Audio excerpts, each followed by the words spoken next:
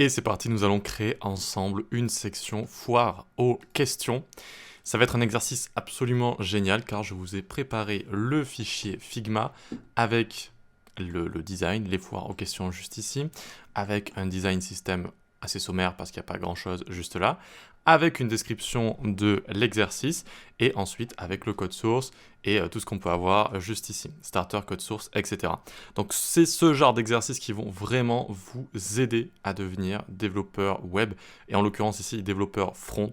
Vous allez voir que pour une section comme ça, il y a déjà plein de choses à dire. Évidemment, on verra la correction ensemble, on va ensuite coder ensemble. Ce que je vous propose, c'est donc de télécharger le code source en description et de visualiser le design. Donc de visualiser le design juste ici, vous pouvez retrouver toutes les valeurs en cliquant dessus, etc. Donc là on est sur Figma, c'est un logiciel que vous pouvez utiliser gratuitement, vous avez juste à faire glisser ensuite le fichier de design dans vos fichiers de départ sur Figma, et vous allez pouvoir tenter d'intégrer donc ce genre de choses. Il y a deux intégrations possibles ici, une avec de manière animée et une sans animation. Donc là c'est sans animation, même si on pourrait compter ce toggle comme une animation, mais ça va juste être un changement d'état, on va dire. Et là, ça va être animé, vous allez voir, la hauteur et l'opacité est animée. Voilà. Donc on va dire niveau simple et niveau un petit peu plus compliqué. Donc à vous de jouer, essayez de faire ça. Donc vous avez ici le code source ensuite, donc le classique FAQ ici, foire aux questions. Donc ils utilisent aussi le terme FAQ en anglais, Frequently Asked Questions. Et donc ici, vous avez trois dossiers, je ne sais pas si vous les voyez bien. Un dossier starter, donc là, c'est pour coder avec moi. Une fois que vous aurez tenté vous-même dans le dossier sandbox de coder, vous allez pouvoir le faire avec moi. Et ensuite, le dossier code source avec tout le code terminé. Voilà. Donc starter, c'est pour coder avec moi. Sandbox, c'est si vous avez envie d'essayer en premier. Vous pouvez vous amuser ici dans le bac à sable. Vous pouvez faire tous les tests que vous le souhaitez. Et vous avez le code source ici. Le fichier de design, il est ici. Alors, l'icône n'est pas très jolie, on dirait du texte là, mais c'est bien un fichier figma.fig. Et vous avez un readme ici avec les différentes choses à faire. Vous pouvez faire clic droit, Open Preview pour ouvrir la version formatée de ce readme comme ça. Voilà, ce à quoi il faut faire attention, etc. Ok pour ça, très bien, ça me prend beaucoup de temps de faire ce genre de choses, mais c'est vraiment très très formateur, c'est ce genre de choses qui va vous aider à devenir développeur, c'est vraiment de la pratique, avec un fichier de design, donc de l'intégration, et en plus après avec une proposition de code source que je vous propose, sachant qu'il y a toujours plusieurs solutions possibles, hein. Il y a toujours plusieurs solutions possibles, on va en parler. Voilà.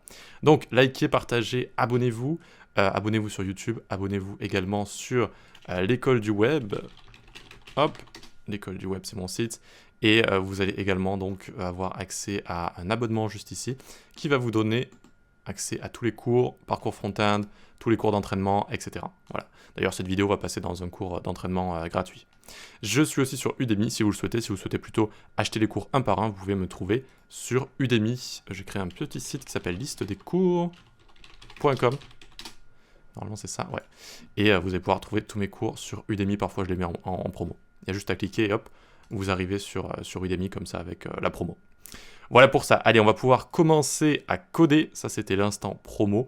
On va maintenant résoudre le problème. Donc, peut-être que voilà, certains d'entre vous n'ont pas envie de tester en premier, vous ne le sentez pas ou vous n'avez pas envie, je ne sais pas. Et donc, on va pouvoir commencer directement à résoudre le problème. Je vous conseille quand même d'essayer de le résoudre au moins dans votre tête. Essayez au moins de vous dire, tiens, j'utiliserai ceci, cela, etc.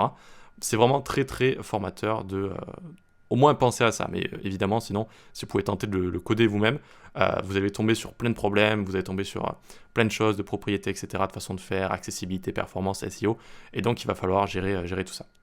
Allez, on va pouvoir commencer à coder. Alors, pour démarrer la foire aux questions classiques sans animation, on va commencer par l'index HTML, donc juste ici. On va se créer un main, histoire de ici, il n'y a pas une structure totale de site avec header, footer, donc juste main et puis section, FAQ sections, section, avec un i évidemment. Je vais zoomer un petit coup, voilà, histoire que vous y voyez. Et dans cette section, donc on va utiliser la BEM notation, notation des classes en HTML pour faciliter la lisibilité, la flexibilité et la reconnaissance du style quand on va créer notre code base en CSS. Ensuite donc, on va avoir un header à l'intérieur d'une section. Ça peut faire un peu bizarre si vous ne le faites pas, mais c'est possible, c'est tout à fait possible de venir rajouter un header, donc la partie haute de notre section ici. Et ce header, ça va être FAQ section __, donc la BEM notation header. BEM, donc block element, et les modifiers sont des petites classes utilitaires qu'on peut utiliser si on veut modifier certains styles. À l'intérieur, j'ai d'autres éléments, donc j'ai un paragraphe, FAQ section __, surtitle. Cliquez sur les questions, donc c'est ce qui est écrit juste au-dessus. Et en dessous, je vais avoir un H1 ici. Alors, j'ai mis un H1 parce qu'on n'a qu'une seule section, mais en général, si vous avez une section dans un main, c'est pas censé être le H1, mais plus un H2 ici. Mais bon, vu qu'on avait une seule section, c'est comme ça. FAQ section __, title. Et je mets ici foire aux questions. Voilà. Alors, comment intégrer ça à partir d'un fichier comme ça, directement? Qu'est-ce qu'on fait en fait? Comment on démarre? Eh bien, de base, il faut regarder la chose en question, donc ce qu'on a envie d'intégrer, et il faut commencer à réfléchir en termes de layout, en termes de disposition, en termes de résolution de problèmes. Parce que c'est ça l'intégration, c'est résoudre des problèmes. C'est pas juste copier-coller les valeurs des couleurs, de la taille, etc. C'est vraiment comment je vais pouvoir le mettre en place pour que ça rentre bien au niveau de tout ce que j'ai cité ici, dans ce que j'appelle le cahier des charges. Performance, bonne pratique, SEO, UX, accessibilité, compatibilité, responsiveness, la réactivité, donc s'adapter à tous les écrans.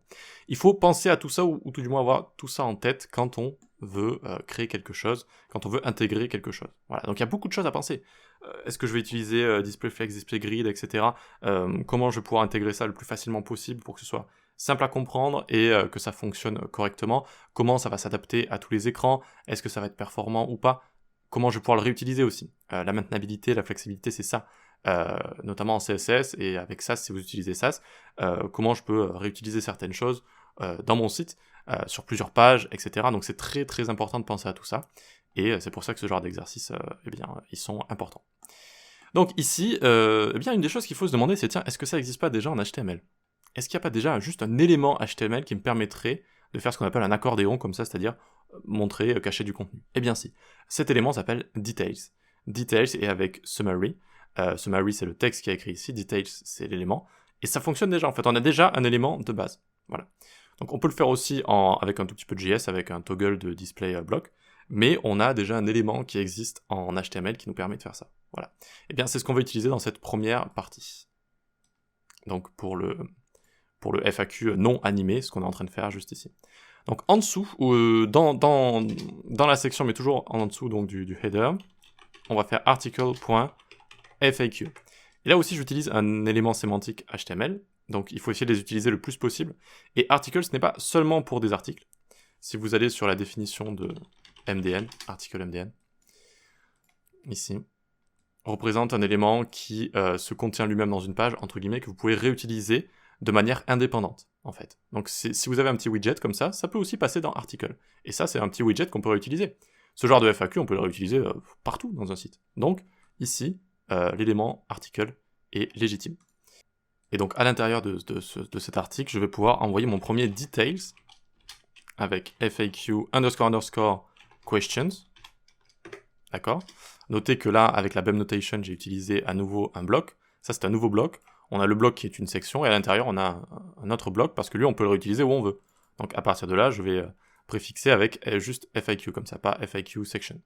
Donc, on a la question, et on veut que de base, elle soit ouverte. Donc, on va lui rajouter le petit attribut open ici, pour que quand on arrive sur le site, elle soit ouverte. Open.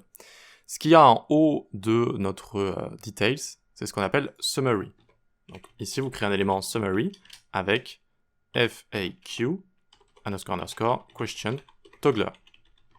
Ok, FAQ question toggler. Et c'est là où on met le texte. C'est une sorte de bouton, mais vraiment spécial juste pour les details, comme ça. Voilà, qui sert à ouvrir et à fermer les details. À l'intérieur, à gauche, on va avoir une petite image. Image.faq __ question -toggler-icon. Donc n'hésitez pas à faire des choses à rallonge, parce que comme ça, quand vous le regardez, vous savez instantanément ce que c'est, ce qui est très très important, lors de debugging, etc. Ici, ça va être situé dans icons chevron.svg. Et le alt, on peut le laisser vide. Le alt, c'est important pour des images qui sont importantes, et non pas pour des petites icônes de décoration. Néanmoins, il faut quand même le rajouter vide. Sinon, vous allez avoir des warnings lors de tests d'accessibilité, etc. Donc on le rajoute juste vide comme ça. Et ça va être ignoré également par les lecteurs d'écran. Ok, donc là, c'est le petit chevron ici qui va avoir une petite animation quand on va ouvrir et fermer. Et en dessous, on a le texte. Donc le premier texte, c'est span, avec la classe FAQ question toggler text. Peut-on annuler à tout moment? Donc ça, je l'ai pris de mon site, hein, sur l'école du web, vous pouvez le voir dans la partie abonnement. J'ai rajouté tout simplement cette section-là. Ok, donc on a summary ici. On peut déjà faire clic droit Open with Live Server. Donc si vous n'avez pas cette extension, c'est dans les extensions ici, ça permet d'ouvrir votre site avec un serveur local. Donc ça écrit, ça code, enfin ça affiche notre icône comme ça en grand, c'est normal pour l'instant. Et on peut voir la petite flèche aussi qui vient de l'élément details qu'on enlèvera par la suite. Donc on a peut-on annuler à tout moment ici, et en dessous du summary, on va mettre le contenu qu'on a envie de montrer ou de cacher. Donc on va faire p.faq question text. Voilà. Et là vous pouvez le prendre depuis le code source final, on va pas s'embêter à tout recopier non plus. Donc par exemple vous pouvez aller dans code source ici, et puis vous pouvez prendre ce petit paragraphe qui est juste là. Voilà. Ok. Donc là on a un exemple qui fonctionne déjà. Bon, c'est un petit peu bizarre avec cette icône, on va la cacher pour l'instant. Vous pouvez faire CTRL 2 points, CTRL/, hop, ça va la cacher. Et là, on voit que ça fonctionne déjà.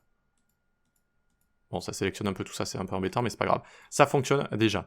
Et on a déjà une petite icône ici. Néanmoins, elle ne me plaît pas de base, l'icône de base. C'est pour ça que je vous ai fait rajouter une autre icône. Voilà, on la fera disparaître celle-là. Vous voyez, donc on a déjà en fait ce genre de petites fonctionnalités de base, parfois, en HTML. Donc il n'y en a pas 10 000. Hein. Il y a aussi la boîte de dialogue qui peut exister directement, nativement en HTML. Et ça donne cet effet sympathique. Pas besoin de JS pour ça. Et en plus, c'est bien créé en termes d'accessibilité, etc., vu que c'est un élément directement HTML. Tout ce qui est summary et compagnie, il n'y a pas besoin de rajouter beaucoup d'ARIA avec ça. C'est bien, voilà, c'est bien tout simplement. Ok, donc une fois qu'on a ça, on va pas s'embêter à recopier à la main toutes les questions. On va évidemment les prendre depuis le code source. Donc vous pouvez collapse ici l'article, et vous allez le copier. Hop, CTRL-C. Vous venez ici, vous collapsez, si j'ose dire.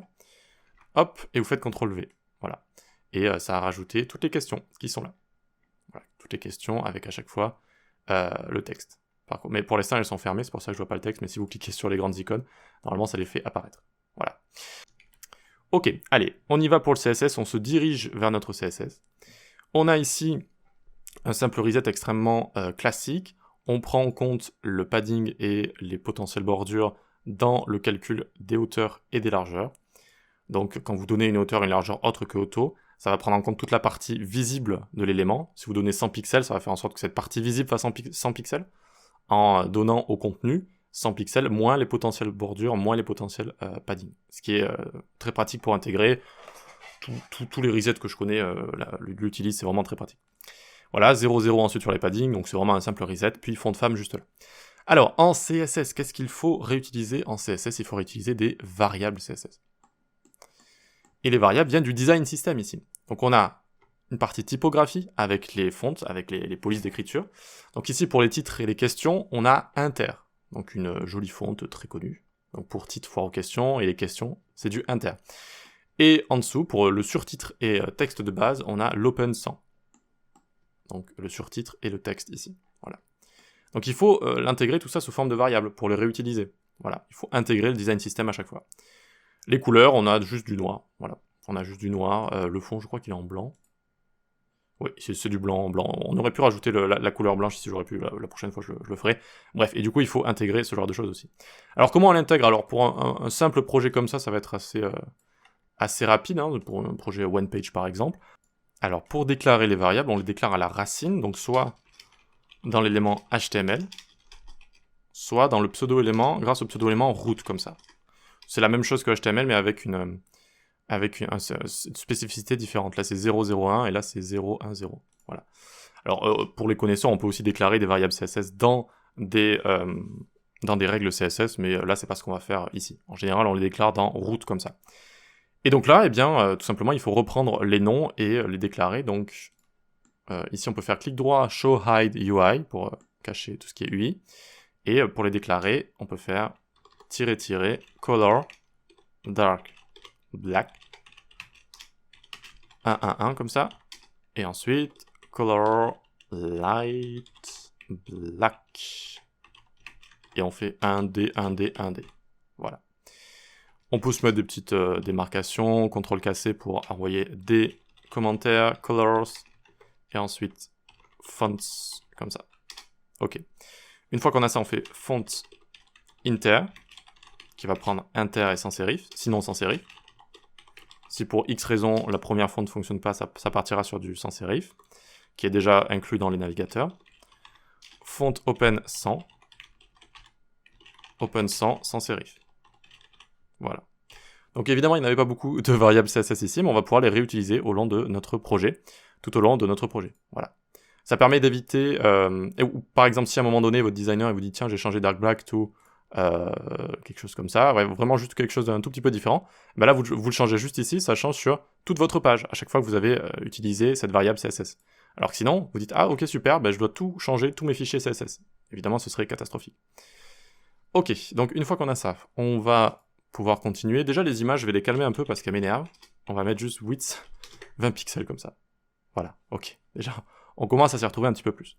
Et puis sinon, on va commencer donc avec la section totale. FAQ section. On lui met une max width de 900 pixels. Et margin 0 auto. Classique. Le container, on centre avec ça. Ensuite, on va pouvoir lui mettre padding 92 pixels en haut, 12 pixels à gauche et à droite, et 164 pixels en bas. Donc ça, c'est quand on a 3 valeurs à padding, c'est en haut, à gauche et à droite, en bas. Donc déjà, on a quelque chose de pas mal. On a le container de 900 pixels, et les marges sur les côtés, avec margin 0 auto. Ok. On peut se mettre en dessous. On va attaquer le section header. On veut simplement centrer le texte, text line, center. Voilà. Hop, ça le centre. Ensuite, on va styliser le surtitle, FAQ section _ surtitle. La font femme, on va prendre la open 100. Donc, vous pouvez faire -- font open 100, ça vous l'écrit comme ça directement. Ça vous le propose avec VS Code et ça vous écrit var comme ça pour utiliser la variable. Et sans sérif. Sinon, sans sérif.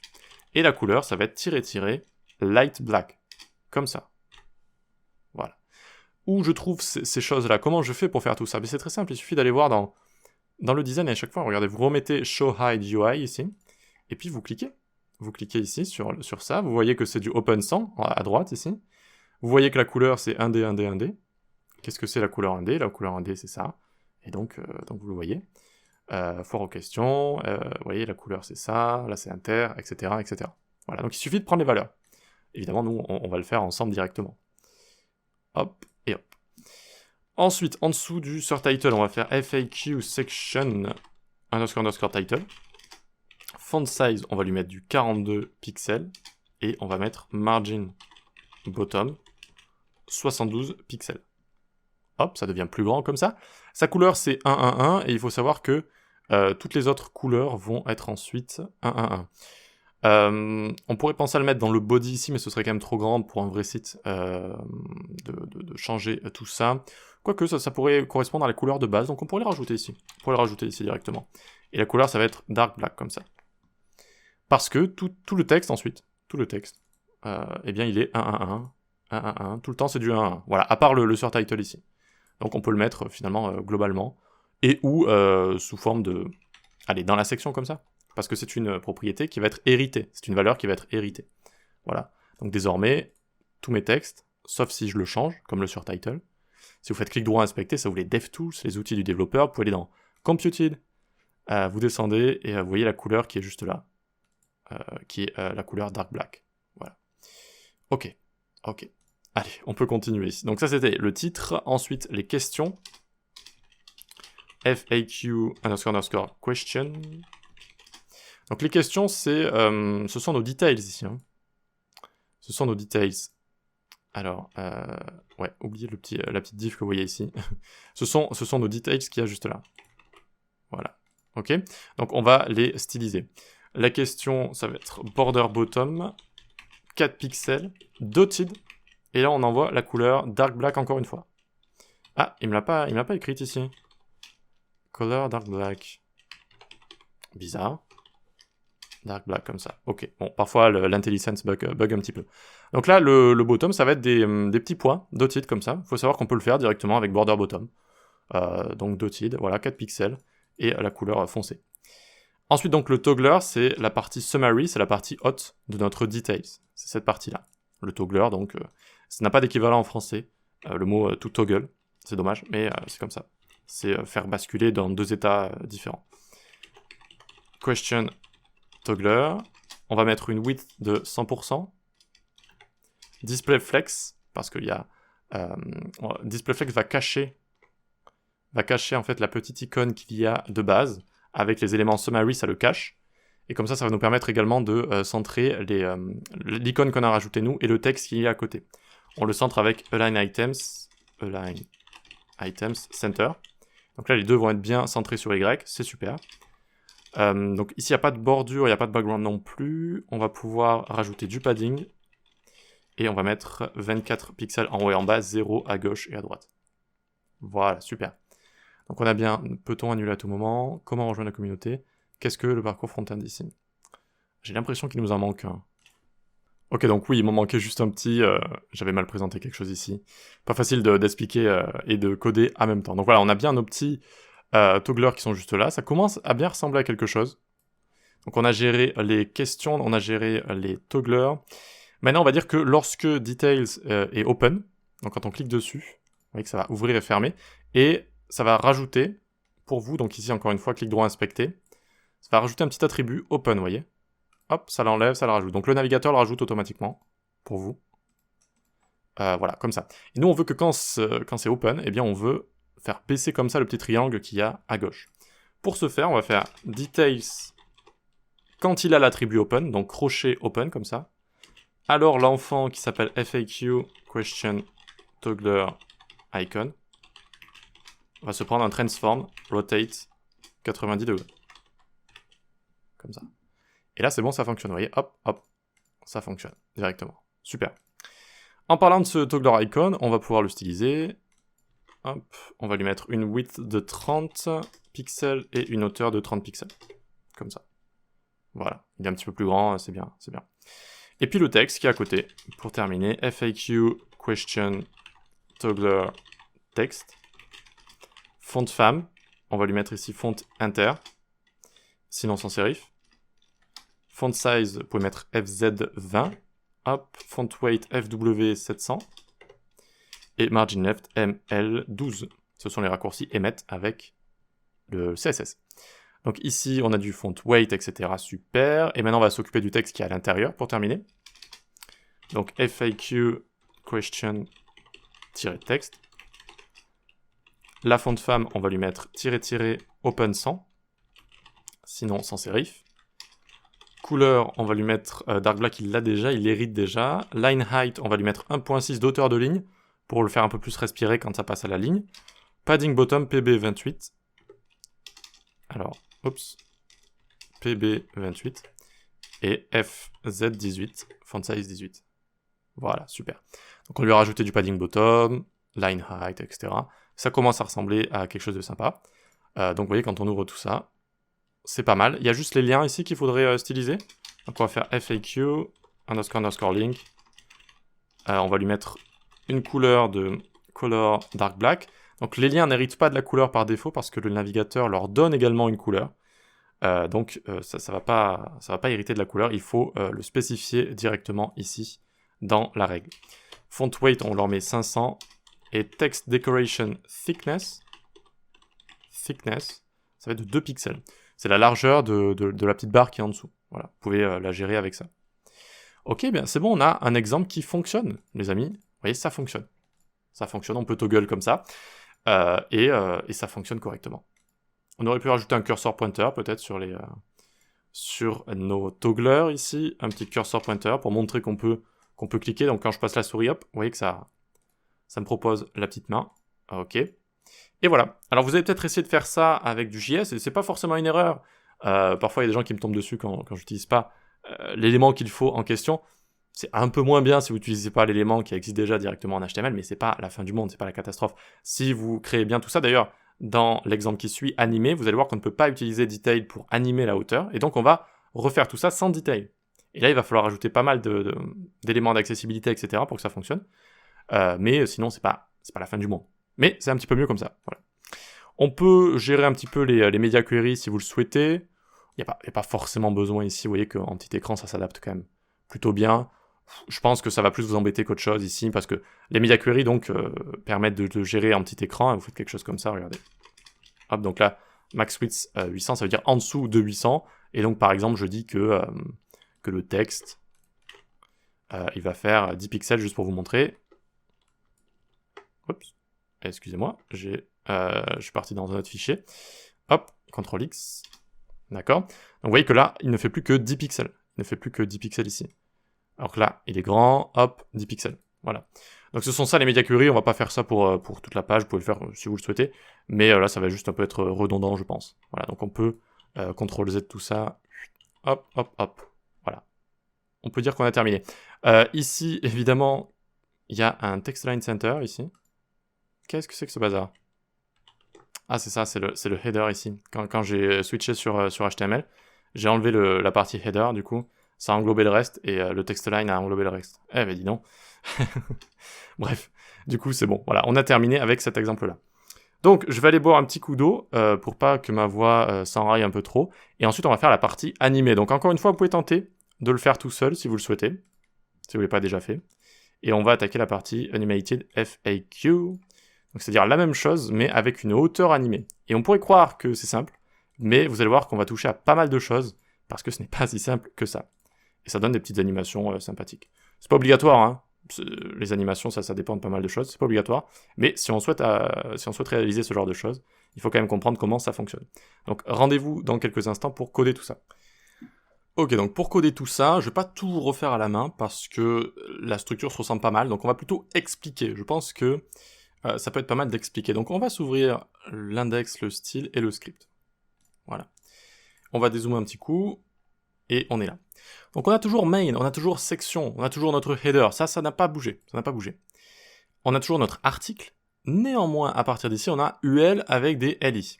Parce que comme je vous l'ai dit, on ne peut plus utiliser des details, donc on va créer des questions comme ça, et donc vu que ces questions se répètent, on peut les entourer, c'est vrai, d'une liste comme ça. Alors, on peut les entourer, il y a pas de problème avec ça. Donc on a une liste de questions. Vous voyez déjà ça change au niveau de la structure HTML.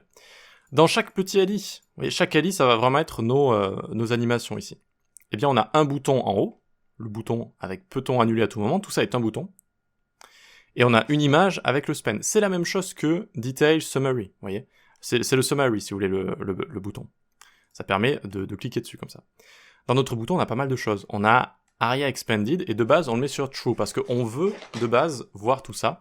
On veut, quand on arrive sur le site, vous voyez que ça se soit expanded. Donc, je l'ai mis sur true de base. Ça s'appelle un attribut ARIA, c'est pour l'accessibilité.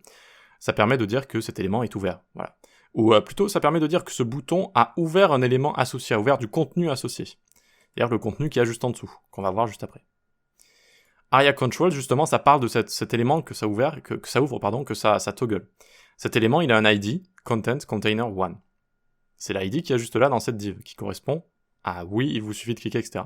Donc les deux sont liés comme ça. Encore une fois, ça c'est de l'accessibilité. Ça permet de mieux s'y retrouver pour tous ceux qui utilisent des lecteurs d'écran, etc. Donc ce ARIA Expanded a ouvert quoi? A ouvert cette div ici avec ce contenu-là. Ok, ensuite on a l'image intérieure, ça n'a pas bougé, le span ça n'a pas bougé. Et donc on a ce contenu qui est juste là. Ce contenu, il a labeled by accordion btn 1, donc il est ouvert par ceci, d'accord? Et il est labellisé par ceci. C'est-à-dire ce contenu, il parle de quoi? Il parle de cette question. Voilà. Ça va pouvoir lire les deux choses, la question puis le contenu juste là. Donc vous voyez qu'il y a pas mal de choses à rajouter ici. Donc si vous créez un composant, par exemple si on appelle ça en anglais, donc c'est un accordéon en français et accordion comme ça en anglais. Tapez accordion accessibility guidelines ou ce genre de choses, ou W3C. Et vous allez avoir des exemples parfois. Donc là, par exemple, vous avez un accordéon, vous voyez. Et donc, vous allez avoir pas mal d'exemples et vous allez pouvoir vous inspirer de tout ça.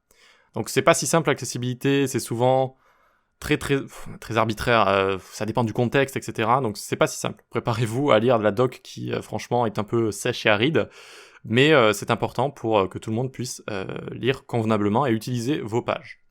Donc, vous voyez l'exemple bouton avec tous ces attributs ici. Vous pouvez voir les définitions sur le web si vous voulez vous intéresser à tout ça. Donc l'élément qu'on montre, et puis à chaque fois ça va être ce genre de choses. Ok, donc ça c'est l'HTML. Ensuite, ici vous voyez que ma div contient une autre div qui contient le paragraphe. Donc pour animer la hauteur, ça a toujours été compliqué en CSS. Et jusqu'à récemment, c'était même impossible d'animer correctement la hauteur sans JavaScript. Désormais, c'est possible avec CSS Grid. Vous allez voir que on va pouvoir animer directement la hauteur sans utiliser de propriétés spéciales en JS. On va quand même utiliser du JS, mais pas une valeur absolue en JS. Comment ça fonctionne ? On va descendre ici, voilà. Donc pour la div qui contient l'autre div ici, c'est-à-dire cette div-là qui contient FAQ Content. On va avoir Display Grid, et on va avoir une rangée qui va être à 0 FR. FR, c'est Fractional Unit. Donc la hauteur va être de 0 quand c'est fermé. Là, il n'y a pas de hauteur, c'est 0. Et quand je vais l'activer, quand je vais cliquer dessus, je vais rajouter une classe en JS, de manière dynamique, et je vais rajouter 1 FR ici. Donc la rangée va prendre 1 FR 100% de sa hauteur, en fait. On passe de 0%, si vous voulez, à 100%. Grossièrement, mais c'est ce qui se passe ici. Et donc on a cette animation de hauteur, directement en CSS. Ça, c'est vraiment une technique géniale, et je voulais vous la montrer.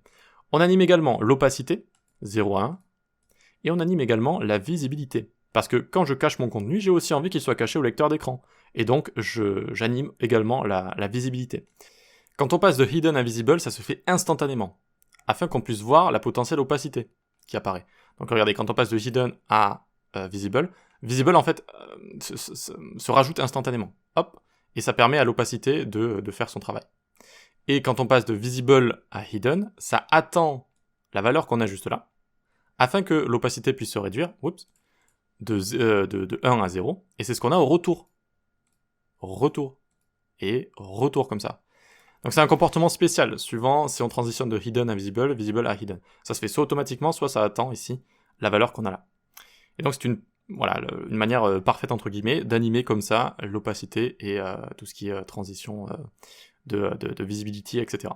Plus la hauteur avec cette fameuse technique. Ok, très bien. Alors, en JS, qu'est-ce qui se passe ici ? Ouh là là, il y a plein de choses. Non, il n'y a pas tant de choses que ça. On a juste les togglers qu'on sélectionne. Donc les togglers sont les boutons. Pour chaque toggler, je suis à l'écoute d'un événement, lequel ? Le clic qui va déclencher une fonction, la fonction handle question toggle. Je prends le toggler ici. C'est une habitude dans ce genre de choses de venir isoler le e.target, c'est-à-dire l'élément en question sur lequel on vient de cliquer, afin de le réutiliser plus facilement partout. Vous voyez que là, je le réutilise. Au lieu de mettre e.target, et donc de se demander dans sa tête e.target, qu'est-ce que ça peut être et tout, hop, toggler directement, on comprend un petit peu mieux. Content to toggle, pareil, c'est le content à montrer. Donc en fait, je fais une recherche dans mon élément grâce à l'attribut aria control. Donc en gros, on a notre bouton qui est ici, on a aria control qui est là, qui est lié à un contenu grâce à son ID. Et donc vu que j'ai cliqué sur bouton, j'utilise cette valeur-là pour aller faire une recherche et trouver le texte qu'il faut toggle. C'est ce que je fais là. Ensuite, j'ai l'icône à animer. Donc pareil, je vais chercher l'icône qu'il faut animer également. Et j'ai toggle state. Alors, toggle state, c'est l'état de ce bouton. Est-ce qu'il est ouvert ou est-ce qu'il est fermé ? Et bien pour ça, je regarde l'attribut aria expanded. Est-ce que tu es true ? Si oui, ça veut dire qu'il est ouvert. Sinon, ça veut dire qu'il est fermé. Ok.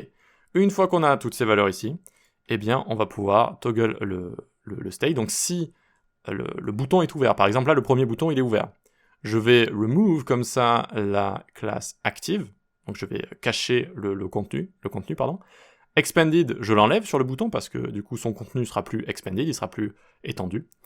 Et l'icône, ça va repasser de pointer vers le bas, pointer vers la droite. Et regardez, c'est exactement ce qui se passe ici.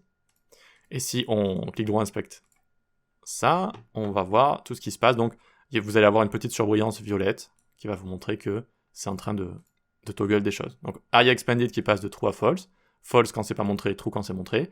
Et quand c'est montré ici, on a active, et quand ça l'est pas, on ne l'a pas. Et voilà. Donc else, c'est l'inverse, on fait juste l'inverse, voilà, l'inverse de ce qu'il y a au-dessus. Ok pour ça, voilà, donc pour une explication plutôt ici, vu que le code ressemblait un peu, J'aurais pu vous le faire coder, ça, mais bon, je vous l'ai expliqué comme ça, là. Je pense que c'était assez long quand même comme démonstration. Tout coder, ça aurait été peut-être encore plus long. Voilà, pour ça, n'hésitez pas à faire des petites recherches, à tester tout ça. Dès que vous avez quelque chose que vous ne comprenez pas, à essayer de voir tout ça. Voilà. J'espère que ça vous a plu. Je rigole pas quand je vous dis que c'est vraiment comme ça que vous pouvez devenir un très bon développeur front et développeur web. Développeur front fait partie du développement web. C'est avec ce genre d'exercice, c'est vraiment parfait, quoi. C'est de l'intégration, c'est de la résolution de problèmes. Faire attention à tout ce qu'on a juste ici, c'est très très important. Parfait, donc abonnez-vous, rendez-vous sur le Discord, la newsletter et abonnez-vous à l'école du web. On se dit à la prochaine. Ciao.